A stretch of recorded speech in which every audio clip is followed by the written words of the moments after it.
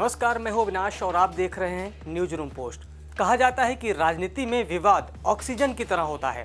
विवाद के सहारे ही नेता के सियासत की गाड़ी आगे चलती है। कुछ नेता विवाद खड़ा करने में चैंपियन माने जाते हैं। ऐसे ही एक नेता हैं शिवानंद तिवारी। राष्ट्रीय जनता दल के सीनियर नेता शिवानंद तिवारी ने अब एक और नया विवाद खड़ा करने की कोशिश की है। आखिर ये नया विवाद क्या है? कैसे शिवानंद तिवारी 12 सांसदों के निलंबन और अमेरिका के कैपिटल हिल हिंसा में कनेक्शन खोज रहे हैं? शिवानंद तिवारी के इस पूरे विवाद पर हम आपसे बात करेंगे और ये भी सवाल उठाएंगे कि क्या सांसदों के निलंबन और कैपिटल हिल हिंसा का एक ही तराजू पर तौलना सही है। लेकिन आइए सबसे पहले ये समझते हैं कि आरजेडी के वरिष्ठ नेता शिवानंद तिवारी ने आखिर कहा क्या है।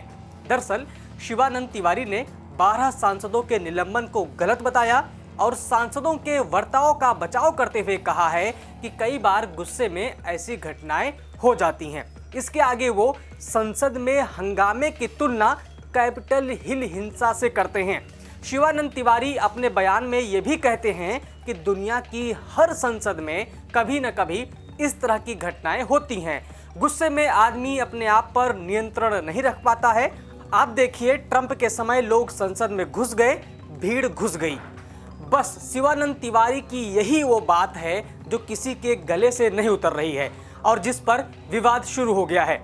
सवाल यह है कि कैपिटल हिल में हुई ऐतिहासिक हिंसा की शिवानंद तिवारी इतनी सरल व्याख्या कैसे कर सकते हैं?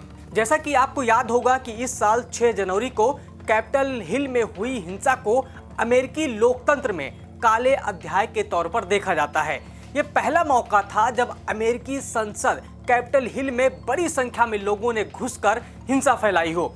ये पूरा विवाद अमेरिका के पूर्व राष्ट्रपति डोनाल्ड ट्रंप की हार के बाद शुरू हुआ था। अमेरिका के राष्ट्रपति चुनाव में जो बाइडेन से हार के बाद डोनाल्ड ट्रंप की अपील पर उनके सैकड़ों समर्थकों ने कैपिटल हिल में घुसकर तोड़फोड़ और आगजनी की थी। सिर्फ यही नहीं, ट्रंप समर्थकों ने नए राष्ट्रपति के रूप में जो बाइडेन के नाम पर मोहर लगाने की संवैधानिक प्रक्रिया को बाधित कर दिया था। ट्रंप समर्थकों और पुलिस के बीच हुई हिंसा में 5 लोगों की मौत भी हुई थी। अमेरिका में राष्ट्रपति चुनाव परिणाम के बाद पहली बार इस तरह का संघर्ष देखने को मिला था और वो भी कैपिटल हिल में। क्या आपको कैपिटल हिल के हिंसक विरोध प्रदर्शन और सांसदों के निलंबन की घटना में कोई समानता दिखती है?